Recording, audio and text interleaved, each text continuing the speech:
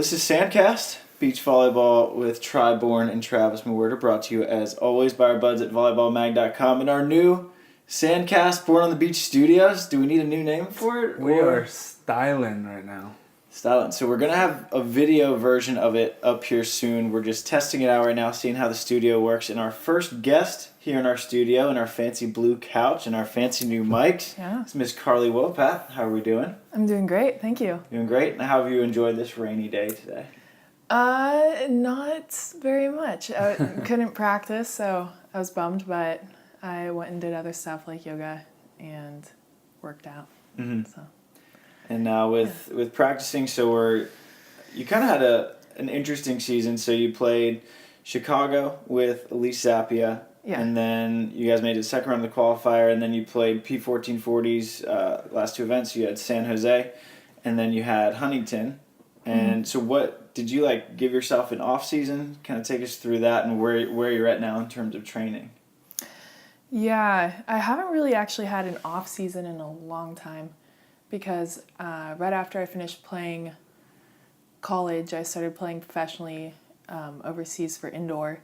And when I would come back from playing overseas, it would be usually September through May. I would immediately start up with the indoor national team. So I think I'm kind of used to not having an off season, maybe 2 weeks here or there. But then in this time, I went straight from indoor national team to playing beach, and I had so much ground to cover, I felt like. I wanted to learn as much as I could as fast as possible, and this was during a time when a lot of beach players were taking some time off for off season, but instead I think I used that time as an opportunity to really get my foot in the door beach-wise. So I think I'm used to not having an off season, basically. So it wasn't that difficult for me. And from what we've gathered so far from the indoor players who have made the transition to beach is that going to beach is almost like an off season in itself because the impact is way less and it's not nearly as strenuous. Because I know that Taylor Crabb, when he was on, because he plays all the time, we're like, don't you ever get tired? And he's like, no. I came from indoor. This is great. Yeah, that was immediately the first thing I noticed was just a lot of aches and pains that I normally had with indoor went away, and I could play every day, sometimes twice a day, and survive. And that's one of the big reasons why I ultimately decided to make the switch to beach, is just because I feel like I know my body can definitely last, and I can get to where I want to go. With indoor, I've struggled the last 2 years with some injuries. And just going forward in the back of my mind, I'm questioning if my body would last. So Does that kind of excite you, knowing that beach is better for your body, but also requires more physicality in terms of muscle and cardio and that kind of? I guess it's just less cardio, I guess, right? Whereas so your body's a little safer, but the work is harder. Yeah. Does that excite you more, that's the combination rather than the other way around? Whereas it does. I feel like in general I'm a very athletic player, and something about the beach really suits me. Right. I can go out and be really powerful and strong, but I can also be fast, and it is harder to move in the sand. Right. And it's a bit of a different game. And I think if you take a lot of indoor players and put them on the sand, they just can't. They can't play. Right. They can't move. Totally. But for me, it was more of a natural transition, I think. And I like the way I can move in the sand and play the game. So nice. Yeah, I love the transition to the beach for sure. Coming from indoors is the same thing. You just get so beat up because you're having to specialize, which it's good for some people, but it's not as fun, right? It's not I as guess fun. Everyone that comes to the beach says that, and that's probably the reason that we came to the beach. Yeah. But yeah, I agree that it's fun that you get to utilize all those forms of athleticism and physicality and all that. Yeah. Yeah. What position were you indoors? I was a middle blocker. Middle. Okay. Yeah. So even more special, like the most specialized besides libero. Yeah. Most specialized position indoors, and now you get to come out to the beach and do everything, right? And yeah, that's one of the things that I just loved, because I was always, I don't know, I was kind of a interesting middle, because I had ball control, and I played in Japan, and they're very defense oriented, and I always wanted to do everything, and so playing middle I was good at it though, and I was quick, and I could jump high and block well, so it was a really great position for me. I loved it, because I liked hitting quick balls. Right. But coming to beach, I just feel like I have so much more control of the game. Right. And control of the outcome, and I like control. So there we go. That says a lot. Yeah. Good luck, Brittany. Yeah. So that was really appealing to me. There's just so many factors with the indoor that were outside of my control, and I felt like coming to beach, I had more freedom in a sense, and I don't know. Isn't it fun going to practice knowing that like you have the intention to go get better at defense today, and you get to like participate in the defensive drills or setting drills and all that kind of stuff, whereas in indoor it's like setters go over there, liberos go over there, middles go block and hit quicks. Yeah. Right? Yeah. Because I'm transitioning to playing defense now, and I'm so excited every day I get to go do defensive drills. It's so fun. Yeah. Defense is one of my favorite things, because it's almost about attitude and just going after balls. Yeah. And in the sand, it's like you can lay out on your face if you want, and you'll probably be all right. Whereas indoors, if you're just angled a little off, you're for sure gonna take some skin off your hip bones or your chin or your knees or something like that. Yeah. Yeah, I love it. You can flop in the sand for sure. Yeah. I love it. Growing up, I mean, you had success at every level of indoor growing up. You were Division I state champ in California, Dos Pueblos, and then 3-time All-American at Stanford, and then you went overseas with the national team. Was it tough at all to make that switch to beach? And not going to say that you were starting from ground zero, because it's still a lot of things are going to translate over, but you weren't going to immediately jump onto, say, like the national team. Yeah. So you're asking if the switch was it tough to make that switch, just mentally, just knowing that here you are, something you've always been good at, and then you're kind of getting into some somewhat unfamiliar ground? You pretty much nailed like why it was emotionally difficult to make the switch. Because I've grown up playing indoor, and I played a little bit of beach because I grew up in Santa Barbara, but indoor was my thing. And then I went to college, and I played at Stanford, and I was a 3-time All-American, and then I went to like national team and started playing professionally. So it's just this whole like route has been indoor, and I had 2020 Olympics set in my mind with the indoor national team, and we started this quad leading up to the Olympics, and so now it's halfway through the quad, and I'm in this position to, I know it's like crossroads, like I can either continue the indoor route, or I have this beach route, which is honestly a awesome problem to have. Mm-hmm. So I kept reminding myself that this is like a great situation to be in, but it was still very stressful, because just a big part of my heart, I guess, was with the indoor team, and I invested so much time and energy into it. But I talked to a lot of like mentors, and I had a good couple great conversations with Karch, because I really wanted to make sure I talked to him about it, and actually got his opinion, because he played both indoor and beach, and I feel like he knows so much about both of the games, and he could pretty have much the best guy you could ever talk to yeah about that. he could have a really great perspective on the situation I was in, and he was so supportive, and he also said, you know what, it's Brittany Hochevar. I think if it was anyone else, it would be different, but it's like a very serious possibility. And so I decided to go for beach. Nice. Yeah. And you mentioned it a couple times that you have a new partner, Brittany Hochevar. Oh, yeah, Brittany Hochevar. So how did that come about? That's a huge pickup. Yeah. I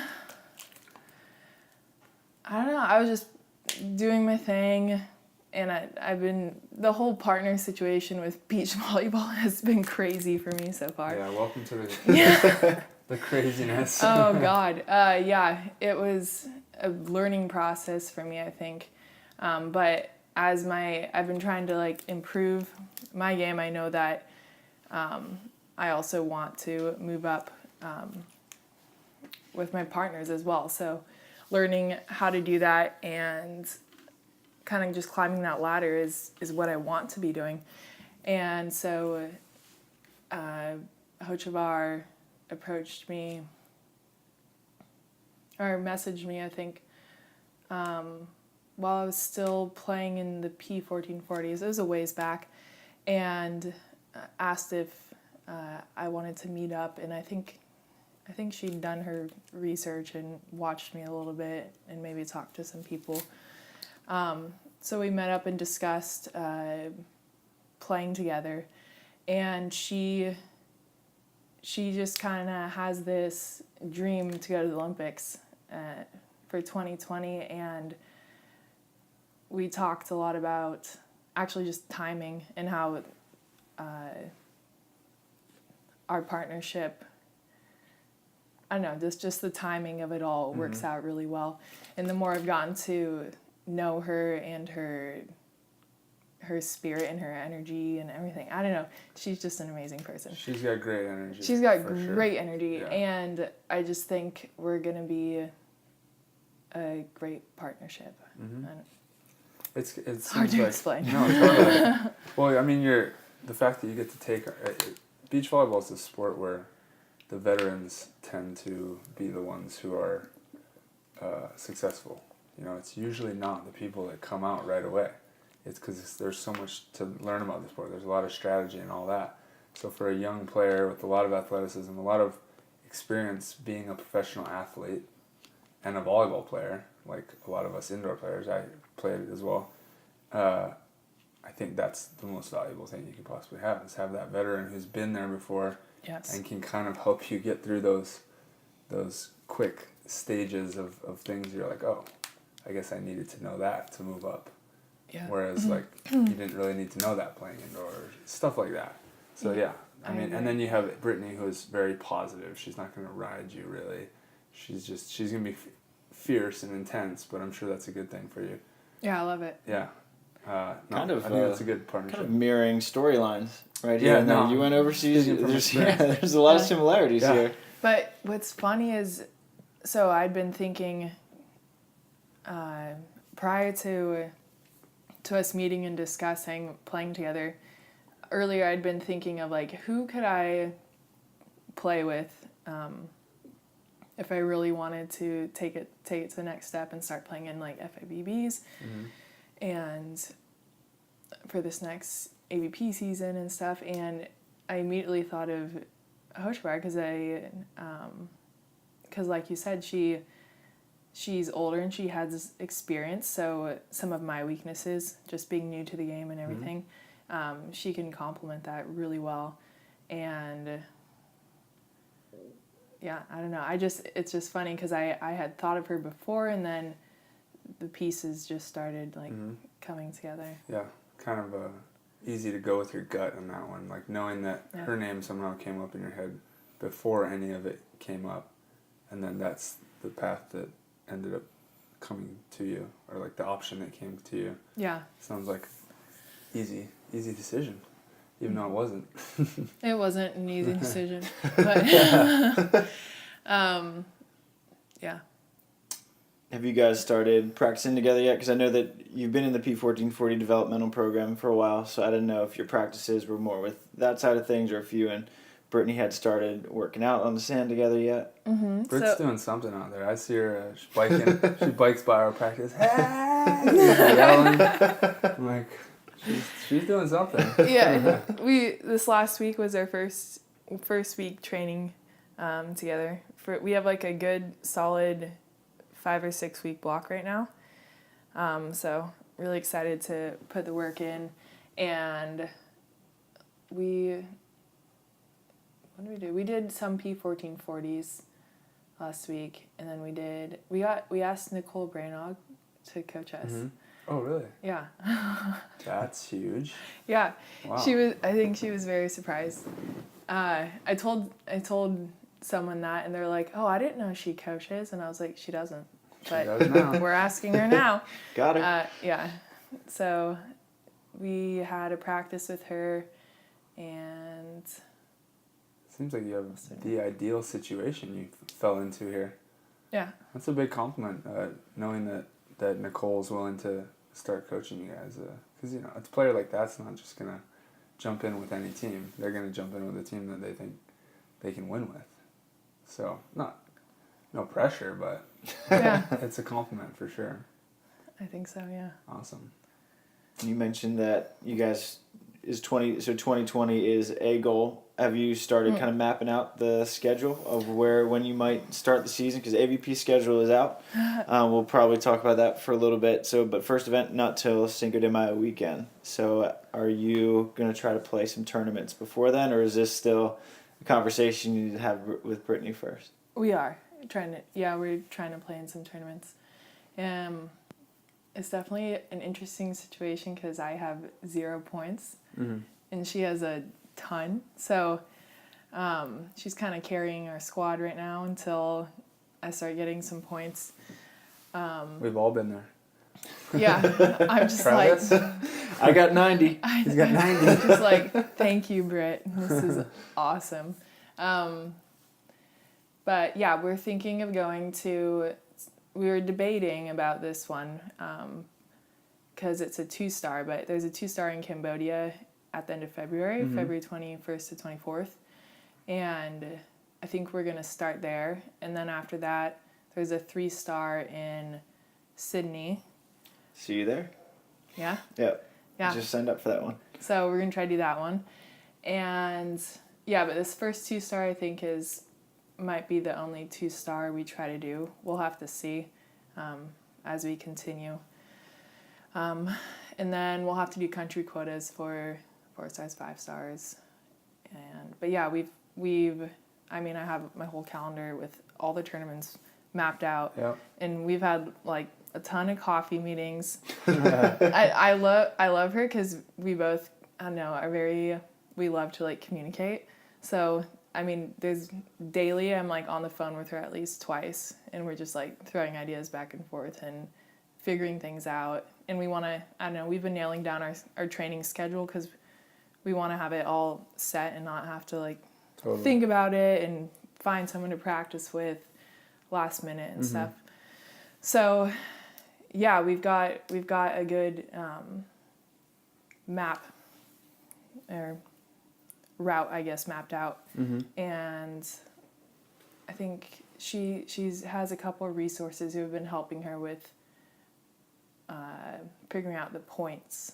I'm still kind of naive, I guess, on that side of things, so I've just been leaving it to her to figure out how we want to tackle it.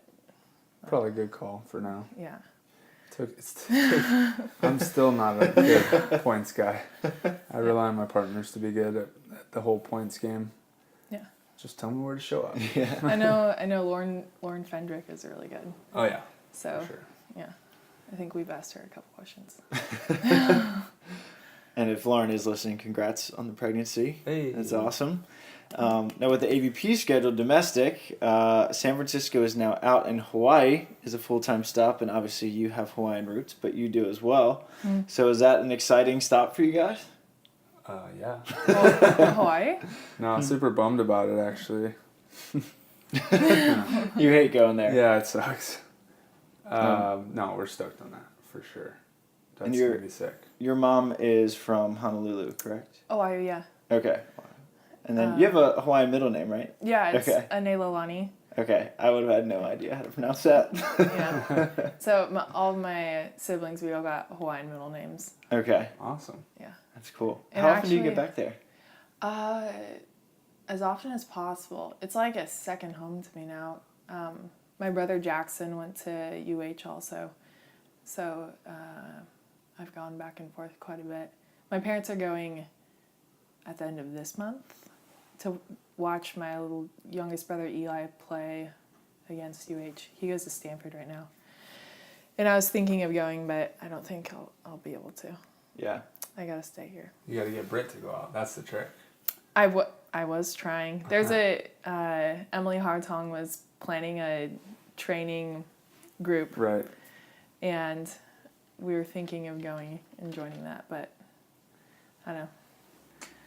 Trust me, I want to be doing all my off-season training there too. Yeah. But yeah, we got to be here in the cold and stay close to the national team facility, which I just saw you at today. Yeah. That's pretty cool that they got you straight into the training facility. Yeah, that's definitely, it's been really nice to have those resources. Mm-hmm. I mean, hopefully if Britt and I can continue and like move up in the ranks, I'll get more and more resources available to me. Yeah, kind of just how to it be works. able, You just have, at least for our listeners, I'm sure they explained it to you, but basically the higher you get in the rankings, the more resources you get, from USA gym time to access to the training room to access to the massage therapist, and then you get health insurance, and then you get stipends at the top, and the higher you go at the top, the more stipends you get monthly. So that's how it works, people. Yeah. I'm just trying to be able to get to the door without having to call Try to let me in. Yeah, you get a door. You get I just a code stand out at in the the door. cold. I went to pick up my Norsega uniforms and I stood there for like 10 minutes. Like, how do we get in this place? The day I get health insurance will be a good day. Yeah, no, I've learned the importance of health insurance this past few years, that's for sure. Well, I mean, I have my own right now, but I just don't want to be paying for it. No. Yeah. Not the cheapest thing for an athlete traveling around the world. No. I gotta figure out finances now. Definitely need it, though. Yeah. That's for sure. But you mentioned like your family, you have one of the most athletic families. Like your mom was a gymnast in college and your dad almost made the Olympics in 1980 for track and field, and then everyone plays volleyball. Was volleyball just like what the Wopats did growing up? I mean, my sister and I started it. Okay. So my parents never played, but growing up, let's see, we did gymnastics, basketball. We started playing volleyball around the age of 10, and we did track and field. So we did a lot of different sports growing up. But I think around, I don't know, once we started playing club volleyball and playing volleyball in high school, we started to realize that we could be really, really good at this. And started getting recruited by colleges and stuff. So I don't know, that just sort of turned into our main sport. And then I think my brothers were dragged to so many club tournaments at the ASC and everything. They just started playing also. Yeah. Is it fun? Do you go back to watch your younger brother? Is it Eli at Stanford? Yeah. Do you watch him play up there? Yeah, I do. Yeah. He's a lefty opposite, and I like him already. Left-handed. Yeah. He's really improved. Last time I watched him, I was very impressed. So it's neat to watch him progress in college, and I hope he continues playing afterwards. Yeah. What was it about volleyball that stuck with you? You mentioned that you guys played a little bit of everything growing up. What was it that you liked so much about volleyball that you kind of stuck with it? Not just stuck with it, but you excelled at it at every level you've tried so far. I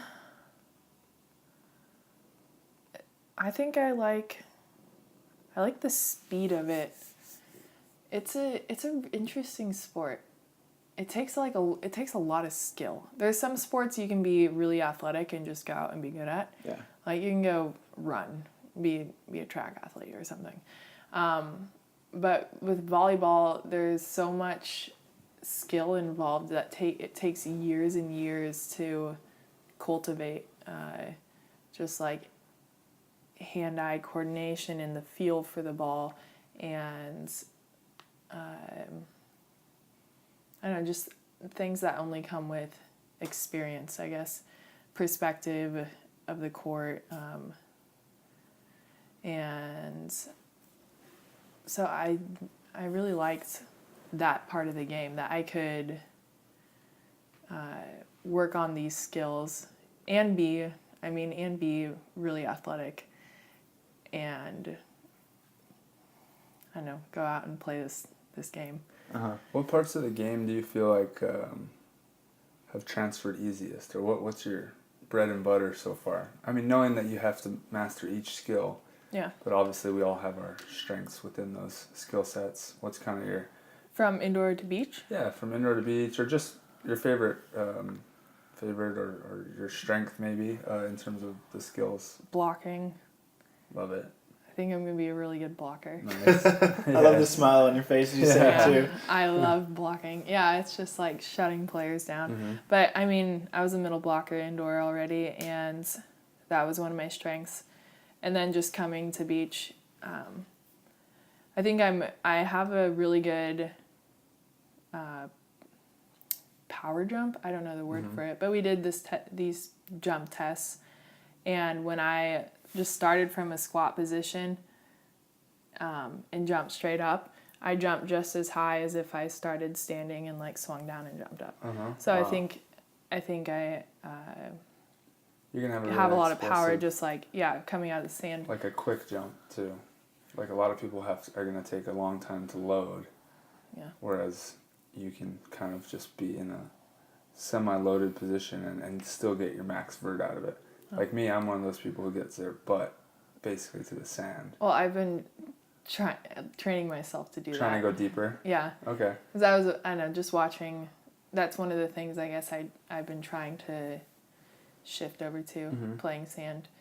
Because the attackers can't see you when you get... Yeah. That is one thing, like a lot of... When I was having success as a blocker, everyone's like, you just come out of nowhere. You're like hiding from us. And I'm like, yeah. I wish I could say that was a strategy. It's just what I like, the way that I block. Yeah, exactly. So I never really developed that, but I think I'm just somewhat flexible in the hips. So naturally that's how I get highest. Yeah. Whereas like some guys are literally doing like Trevor, my partner, and Theo Brenner, their load is like a foot. Like they go down like a foot and then just pop up, and they still get a good jump out of it. And they hardly even bend their knees. It's more just like a back, like a little it's a little hip thrust. Yeah, yeah. So everyone has their own thing. I know. I'll have to watch what I do. Yeah, just observe. What does your technique look like when you feel best? Like you feel a block, you're like, wow, if I could feel like that every time, that balance and that, that feeling. Then you go watch it on video and like, oh, okay, so that's my depth on that particular play. Yeah. And then repeat that. I don't know. Yeah. I'm excited to watch though. Yeah. I've heard you've been killing it in the weight room for years. I see you in there at USA. Yeah. Definitely know what you're doing in the weight room. I like lifting weights. Yeah. I love it. It's fun. How about in terms of blocking, like footwork, like moving your feet? It is a little. Being a middle blocker is huge. Yeah. Because you're so used to that quick lateral footwork, whereas outsides kind of always have a little more time to get to the outside. But what do you think about like the footwork in sand? Because lack of footwork. Well, you're not swing blocking. Yeah, right? You can't swing block anymore.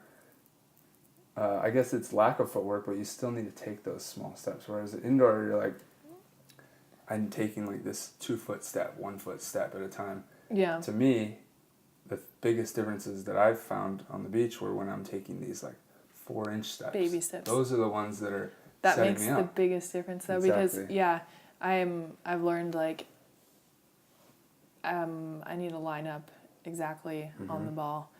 And so those last little steps to line yourself up in just the right position makes a big difference.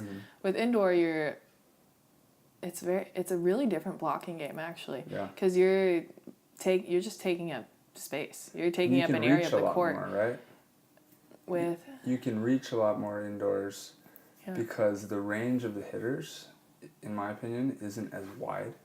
So like if a beach player comes to the middle of the court, they can hit like a cut shot back this way, or a crossbody sharp, or a wrist away sharp, or go deep corners. Whereas in indoors, it's all power games, so you're not going off speed. If someone goes off speed around you as a middle, in indoors, you're okay with that, right? For the most part. Yeah, you're gonna let them somebody roll else's it. ball. Yeah, it's someone else's ball. Whereas, so you need to get up and over and in their face. Whereas on the beach, you have to take those micro steps, those 3 inches, 2 inches, because if you're out of position and you're reaching, a beach player can go off speed and really hit those extreme angles. Yeah. That's what I've noticed. But I don't know. We learn as we go. Yeah. I'm learning something new right now. Are there any skills that are giving you a little bit of trouble transferring over to the beach? Let's see. The hardest thing, attacking has also been one of my strengths, just because I think there's not very many super physical women in the game. So initially coming out, when I've been working with the Brazilian coaches for P1440, and they're just telling me, you should hit the ball every time. Like, don't even shot. Just hit. And that's different in the women's game. If you go watch the men's game, I mean, they're hitting almost every ball. But women, I think, shot... Tyler Hildebrand has done studies on all the statistics and everything. And I think women shot 50% of the time and then hit 50% of the time. And for men, it's like they hit 80 or 90% of the time. And I think if I can play like a guy in the women's game, that's going to just be a huge advantage for me. Right. But, yeah, so attacking has been one of my strengths. Something I've been trying to work on is setting. And initially I just wasn't squaring up. So it took a long time for me to finally start just like squaring up every time. I kept trying to angle the sets. That never stops. I thought I'd mastered that a million times and I still do it. Yeah, so I'm starting to get good at squaring up, but now I want to get better at hand setting, and that's probably the most difficult thing for me right now. How comfortable were you with setting indoors? That's pretty comfortable. So you're just used to, you like setting, but you're used to the indoor hands. Yeah, so the indoor hands are so different than the beach hands.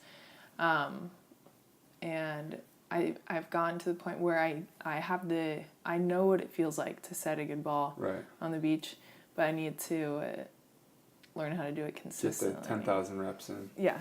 Yeah. If you can set on the AVP, you can set on the FIVB. So that's because the hands are actually quicker. You can have quicker hands on the FIVB and they'll let a little more spin go. So go master that domestically, and then you'll be even better. So the AVP is more... a little tighter. A little tighter in terms of spin on the ball. But you can hold it a little longer. Just give it a little love. You can hold it a little longer, but there's going to be a little less spin. Internationally, you can flick it a little bit more. They're kind of tweaking it to be a little more indoor-like, which should help you. I can flick it. So, to a certain extent. But yeah, go if you're doing well with hand setting on AVP, then go full on a world tour with the hands. What's nice is Britt can hand set. True. At least, so that's gonna be really fun for me. That's good for you, yeah. From what we've seen, that developing a new skill is not a huge issue with you. That's what you kind of liked about volleyball in the first place, is that you liked that it wasn't just an athletic sport, that you had to Yeah. develop skills, which I feel like people can go one of two ways with that. Some people can see how long it'll take. They're like, oh gosh, like I'm out. I'm just going to stick with track or basketball, something that's not quite as skill oriented. So I feel like hand setting is probably just a thing where you'll just rep it out and be good enough anyway. Because you do have quite a wide variety of skill sets from what I understand. Like, you speak French? Mm-hmm. And then a little bit of Japanese?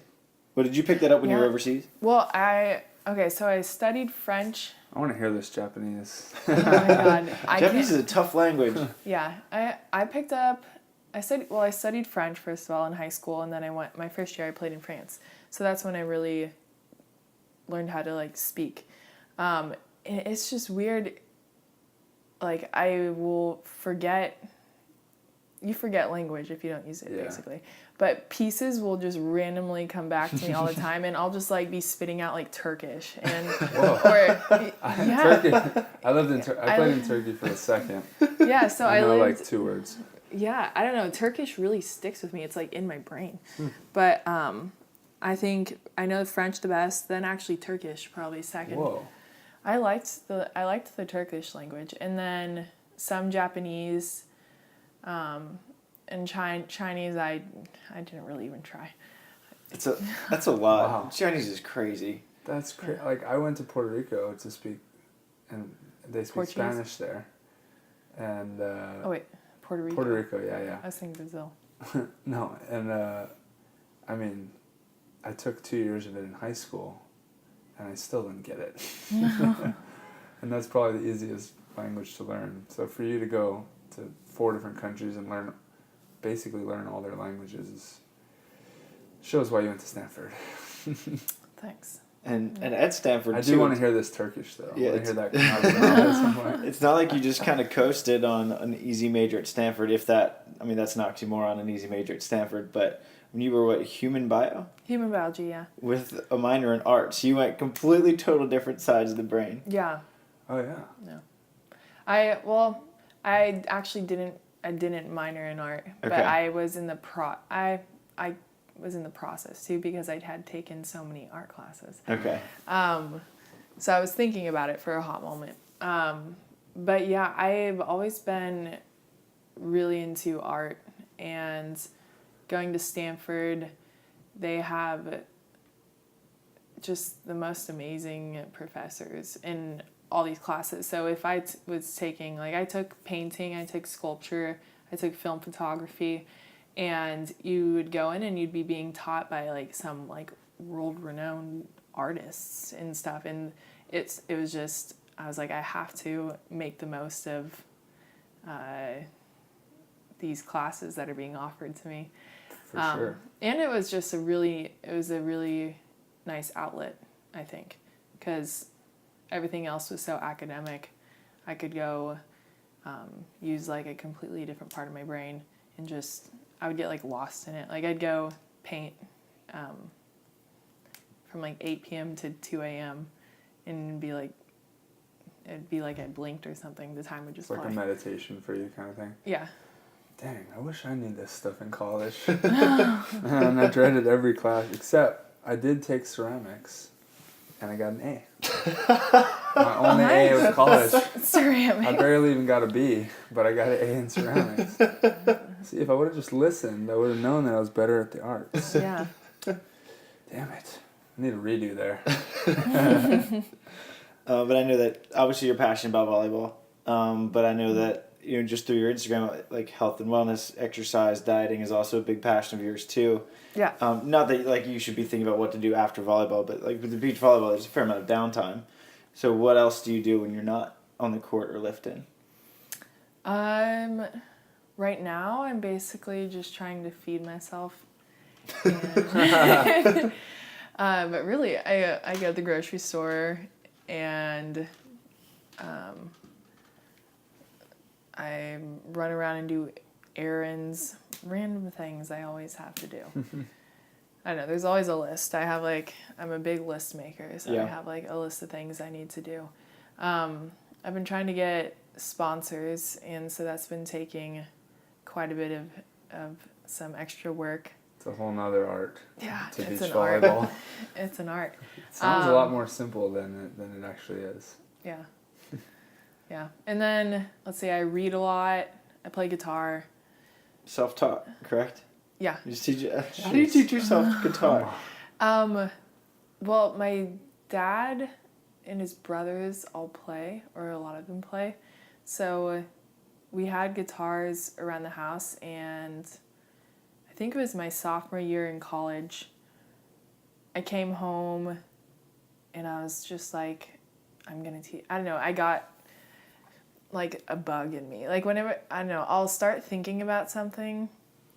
This happens a lot actually. Like I'll start thinking like, oh, it'd be cool to play guitar. And then I'll just get stuck on that idea and I can't rest until I do it. So for me, guitar was one of those things. Like I just started thinking about it and I was like, I really want to play. And so I got home and I immediately just started learning. And it took, it took quite a while to learn. I was bad at first. But yeah, I learned how to play guitar. And when you do go to the grocery store, what's that look like? What's the strategy there for someone who I'm sure has put a lot of thought and studied diet? I have, and you know what you're doing. And I've studied the grocery stores and yeah. Yeah, I know it.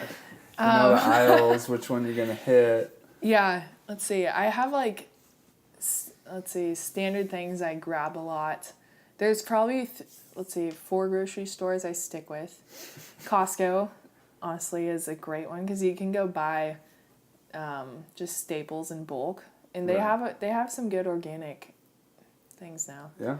And then Sprouts, Trader Joe's, and Lazy Acres just opened up close by, so that's perfect. Taking all my money. Yeah, right now. Those health food stores are brutal. Yeah. It's like, oh, I want to eat healthy. Okay, well, you're going to pay twice as much to have lunch then. Yeah. Like, what? All right, I'm going back to Carl's. Trader Joe's is my safe space. Trader Joe's I don't venture outside of TJ's. Honestly, every time I go to Trader Joe's, I'm like, I should only go to Trader Joe's. Yeah. Because you save like $75. Yeah, I don't know. Something about it, I like check on. I'm like, $50? Oh, that's not bad. Yeah. Yeah. But the diet is super clean. Super clean. So I eat mostly like produce. So I'll just buy like a lot of vegetables and greens and stuff, and then some fruit. And then I eat a lot of like turkey and chicken and fish. Lean meat. Yeah. Veggies. I do like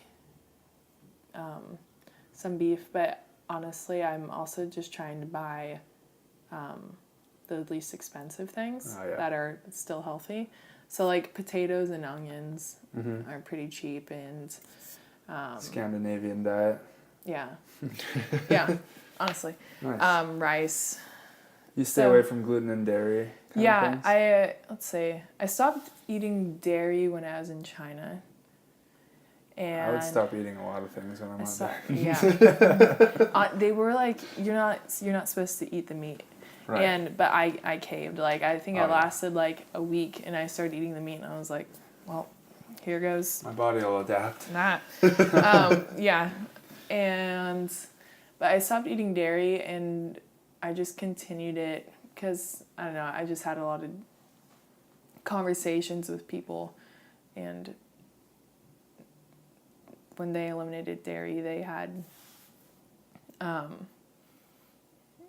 good things, good side effects. Yeah, I was trying to think of how to phrase this.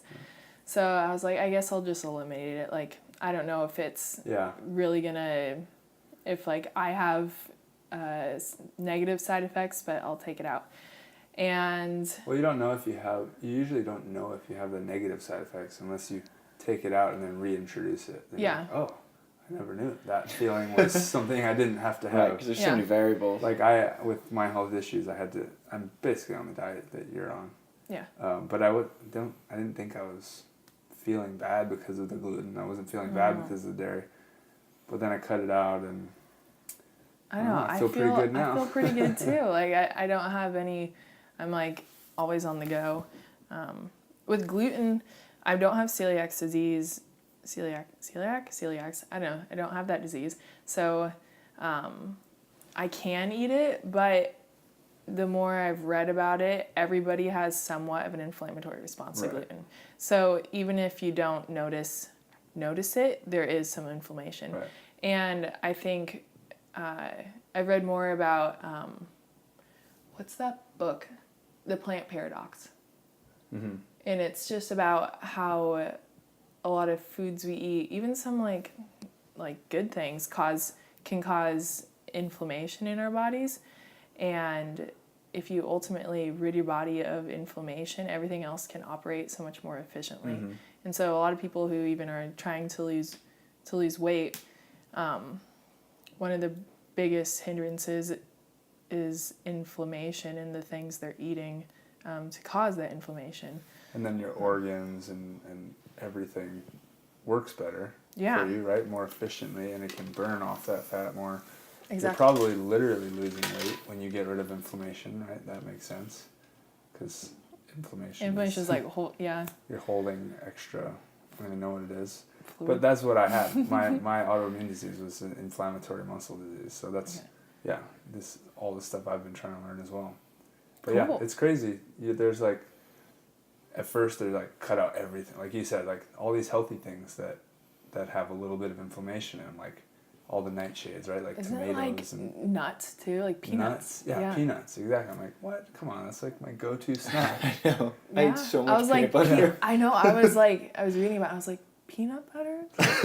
Do I have? What? Now it's emotional. And then you're like, all right, peanut butter will be my cheat. And then you're like, wow, I sound really lame. This peanut butter is my cheat. Yeah, that's exactly the point I'm at now. It's like peanut butter is my cheat. Yeah, exactly. Oh, God. I'm like slowly introducing other stuff. Or I think it's healthy to introduce things, like when you've been off of it for so long and then you throw something in and see how you feel. Oh, then no. You know. Uh-oh, what? I tried that with mangoes. Uh-huh. You tried cutting them out? No, well, I'm like allergic to mangoes. Okay. So there's this oil in poison oak and poison ivy. It's called ruschiol. Mm-hmm. And obviously it's poisonous. And so apparently that the same oil is found in the skin of mangoes. Some people are more reactive to that oil than others. I'm very reactive. So I've gotten poison oak several times before, and it's just been terrible, terrible time. But when I was in junior high, I ate a mango like an apple. With the skin? With the skin, oh, yeah. God. And I had basically poison oak all over my face. Oh. It was terrible. And so this past summer, I decided to revisit mango. I don't know why I did this to myself. And I ate 3 of them over the span of 2 days. That's barely a reintroduction. I'm going to start with 3. I was thinking like a bite. Well, I really I bought 3 mangoes, and I cut one up and I was like, oh my God, this is so good. Like, I love mangoes. Mm-hmm. And so I just got really excited and I ate all 3, and it was one of the worst decisions. I probably wouldn't have bought them with the skin either. I would probably bought like pre-cut so you don't get near the nice skin. Dried mango. No, this was dried maybe. Yeah, I can do dried mango actually. But yeah, no, I just went full throttle and full throttle mango rash. Yeah. No, it was terrible. It was like I had red streaks on the roof of my mouth. Ow. And it was a bad time. No mango pod snacks when Carla comes. Mango's out. Yeah. So I'm not ever gonna reintroduce mangoes into my diet again. Got it. That's basically it's good though. That's how you know, right? Yeah. So we have our diet tip is don't eat mango with the skin. But workout-wise, I know you mentioned that you like lifting. Obviously strong. Are there any, what are like the go-to lifts? I would say standard, I just love Olympic lifts. So squats, deadlifts, cleans, and then like calisthenics sort of with things like pull-ups and push-ups and handstands. I don't know. I Whoa. just like seeing what I can do with my body. Yeah. It's like a really cool thing to me. You've done a lot. You've been able to do a fair amount with it so I far. saw you doing box jumps one day. I was like, damn, you're stacking those things up. Yeah, I did box jumps today too. Oh, there you go. Yeah. How's that vert coming? Oh, it You was do any good. vert testing lately? Well, I was just thinking You did today. I was Pepperdine, like, right? no, I haven't. Or with P1440. OC Fast Switch. Okay. Yeah. There you go. It's with P1440. But today I was doing box jumps and I was like, I should get tested. You're I think feeling good? Yeah. I think my vert has increased. But that was, I think the last month it's been a goal to see if I could increase my vert. I know, just kind of for fun. I love it. And do you ever post videos and that kind of thing, since that's kind of your bread and butter, your favorite thing, lifting and diet and all that? How's your social? Can people kind of follow and see some of this stuff on that? Yeah, I haven't posted a whole lot of me like training or working out. Yeah. It's a I spectacle, people. Yeah. I know. I have on my story I'll do clips and stuff from training sessions. But I was thinking of like putting because I have so many videos on my phone now, just like putting it together and I think people would like to see that. making a little video. Yeah. We'll see. Okay, Sweet. we'll see. Love it. I can use some vertical help, so I'll watch. Yeah. Okay. Yeah. Now, before we get to our final question here, where can our viewers follow you on social media and follow the journey of Team Wopat Hochevar? Let's see. Well, I think I'm most active right now on Instagram. That's kind of my biggest platform. And you can follow me at Carly Wopat. And Brittany she also has an Instagram, but she also has a website. Let's see. I have Facebook, but I don't ever really go on Facebook. So Instagram's where it's at. Instagram's where it's at. Yeah. Where it's at. I've been thinking about making a website, but until then. She will let you know on her Instagram if she makes that website. Yeah, honestly, I will. It's just so hard having multiple social media facets. Like, I just want to have one and stick with it. Yeah. It's definitely easier. Yeah.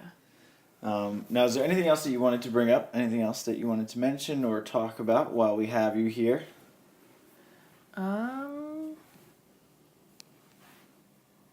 Nothing in particular.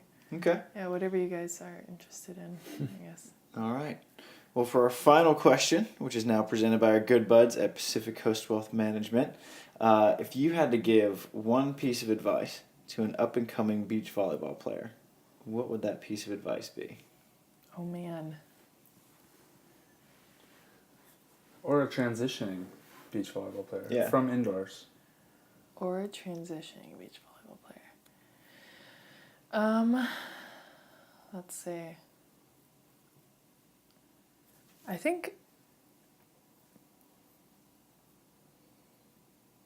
nothing beats just going out and playing a lot. Mm-hmm. So that the more you can get in the sand and the more you can get reps and just like find competition, the better you can get faster. And competition is the key, I think, for me.